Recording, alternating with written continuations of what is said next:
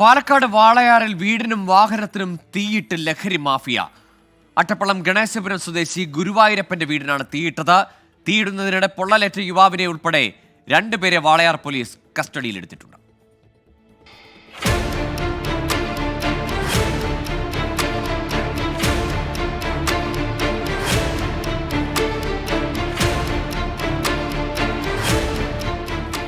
പുലർച്ചെ 3 മണിയോടെ നായ കുരയ്ക്കുന്ന ശബ്ദം കേട്ട് വീട്ടുകാർ എഴുന്നേറ്റപ്പോഴാണ് അജ്ഞാതർ വീടിനും ബൈക്കിനും തീയിട്ടതായി അറിയുന്നത്. പട്ടിയുടെ ഒച്ച കേട്ടിട്ടായിരുന്നു പറഞ്ഞത് 3:30-4 മണി സമയത്ത് അച്ഛനും അമ്മയും ഏട്ടനും നല്ല സൗണ്ടായിരുന്നു. ആ സൗണ്ട് കേട്ടപ്പോഴായിരുന്നു വന്നത്.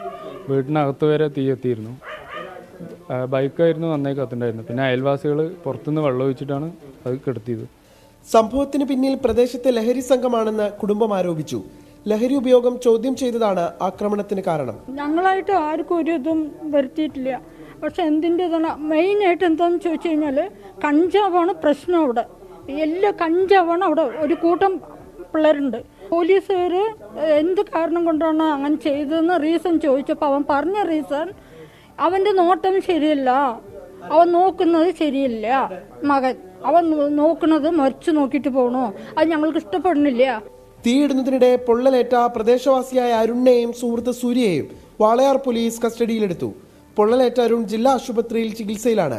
യുവാക്കളെ കൂടുതൽ ചോദ്യം ചെയ്യേണ്ടതുണ്ടെന്നും തുടർന്നായിരിക്കും അറസ്റ്റ് ഉൾപ്പെടെയുള്ള നടപടികളിലേക്ക് കടക്കുകയെന്നും പോലീസ് വ്യക്തമാക്കി.